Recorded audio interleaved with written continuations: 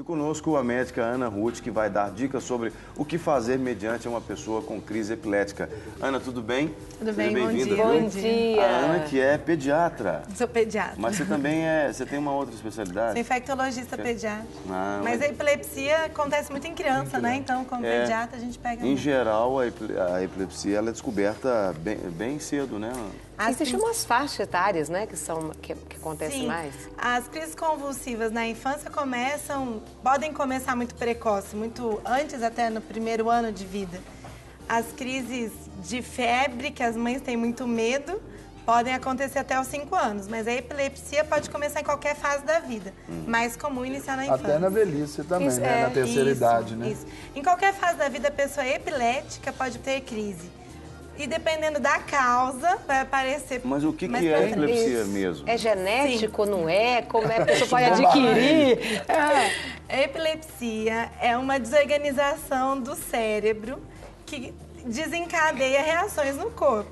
Então, o cérebro sofre uma desorganização das suas ondas, né, das energias cerebral, de informações, que acaba fazendo com que haja movimentos ou perda de consciência, geralmente com perda de consciência, e que é a parte que a gente vê, a convulsão, né? E existem vários tipos de convulsão. Mas a epilepsia geralmente é causada por um defeito no cérebro, um defeito pequeno. Às vezes a pessoa é normal, comportamento normal, desenvolvimento normal, mas tem uma falha em uma região do cérebro que, quando desencadeia essa onda de desorganização, tem a reação. E pessoas mais velhas, jovens, adultos, que sofrem um acidente de carro, por exemplo, bate a cabeça e aquele sofre um dano no cérebro, aquilo pode ser um fator que desencadeia a epilepsia na idade adulta, por exemplo. Mas nos outros casos, então, normalmente a pessoa nasce com Geralmente a criança nasce com esse pequeno, que eu chamo de defeito, né? Mas na verdade é uma falha. E ela vai ter essa manifestação em alguma fase. Pode ser problema do nascimento, do parto, às vezes falta de oxigênio no parto. Ou pode ser problema na formação do cérebro mesmo. Ana, agora que nem toda crise epilética significa que a pessoa tem epilepsia. Exato. Não é verdade? A crise convulsiva, que significa essa manifestação do corpo, né? Ela pode ser causada por várias questões. Por exemplo, uma pessoa que tem diabetes e está com a glicemia, o açúcar no sangue muito baixo, perde o controle cerebral pela falta do açúcar e pode ter manifestações semelhantes à da crise convulsiva. E não necessariamente Vamos diferenciar, então.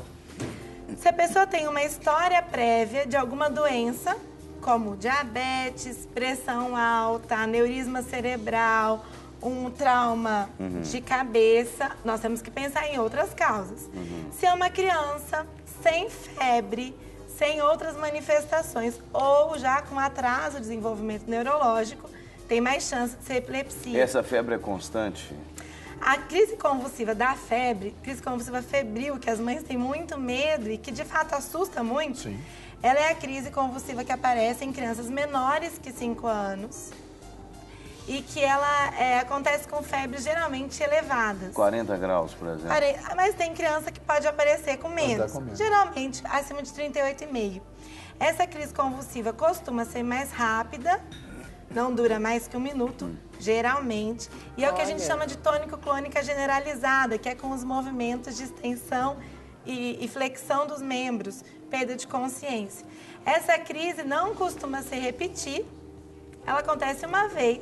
Em algumas crianças ela se repete e aí tem que fazer um tratamento específico, mas ela é tranquila, diferente da epilepsia. Antes de você perguntar, vamos chamar o pessoal de casa para participar. Você que quer tirar dúvidas sobre a questão da epilepsia, né? A doutora Ana Ruth, que é pediatra também e infectologista, você pode ligar 3209-3301, tecla a opção 1, ouve o atendimento até o fim, para que a sua participação chegue aqui até a gente. Tem uma forma também rápida para você participar, que é o telefone ao vivo, 31-3253-3320. Você já fala direto aqui no nosso estúdio. E ainda nós temos o nosso Twitter, @detudoumpouco.tv, e o nosso e-mail, que é detudoumpouco@redesuper.com.br. Então participa aí e interaja conosco falando sobre epilepsia com a doutora Ana Ruth. Pois não? Eu queria perguntar, porque eu já vivi uma situação, até para ver se às vezes é comum, às vezes a pessoa vai tá assistindo e fala, já aconteceu. Uma pessoa, ela teve uma crise na minha frente. E aí ela caiu e de repente começou a espumar a boca e a bater mesmo no chão. E aí alguns falam, puxa a língua, outros não, ele vai te morder.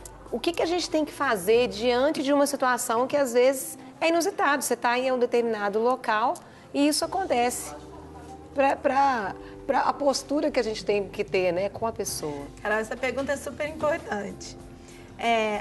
Como todo mundo fica muito nervoso e agitado quando vê alguém tendo crise convulsiva, o mais importante a fazer é se acalmar. Então, a primeira coisa, alguém está debatendo ao seu lado, que é esses movimentos. Mantenha calma, porque já está agitada a situação, não precisa tumultuar mais, né? A questão da língua, que todo mundo fala, a língua vai enrolar, pode engasgar. Eu acho que é uma coisa, um exercício que qualquer um pode fazer em casa, chegar na frente do espelho, levantar a língua e olhar que ela é presa. A língua não enrola, não tem como engolir a língua. É impossível a gente engolir a língua. Isso é um mito a respeito da epilepsia, é um mito a né? Mas é forte isso, né? A pessoa pode engasgar por causa das secreções, da salivação, que acontece no momento da crise, mas não por causa da língua. Então, primeira conduta, não tente puxar a língua. E nem tentar segurar aquela pessoa que tá... O movimento não vai sumir se a gente engolir minha língua, não dá pra engolir, não dá pra engolir. Ainda bem. Não tem jeito Cuidado pra mesmo, você não morrer envenenado. Mande um abraço lá pra sua família, viu, Sérgio? Tá, vamos lá. Tentar segurar a língua pode fazer... Algumas pessoas durante a crise têm mordida forte, elas vão morder. Podem morder a própria língua, inclusive. Se a gente tenta puxar com o dedo, com a mão, pode morder o seu dedo, inclusive arrancar partes do dedo. Isso é muito perigoso. O que tem que fazer é colocar a pessoa de lado, no chão, um lugar reto, de lado, com a cabeça inclinada, para que ela possa babar, literalmente, né? A saliva possa escorrer sem se engasgar. E se caso ela sangrar pelos movimentos e tudo, ela também escorra isso. Então, sempre com a cabeça de lado, de preferência uma travesseirinha, uma almofada por baixo, né? Para poder proteger a cabeça. Você tenta segurar, por exemplo, os braços dela ou não? Você deixa... Não, deixa a pessoa se debater. Só proteja do ambiente, para não se machucar. Okay. A pessoa, normalmente, que passa por essa crise, ela, ao contrário do que muitos pensam, ela não fica toda dolorida, toda machucada. Eu acho que o que machuca é essa ansiedade de pegar, a falta de da proteção, isso. O bater a cabeça, o que acaba ficando mais perigosa a crise.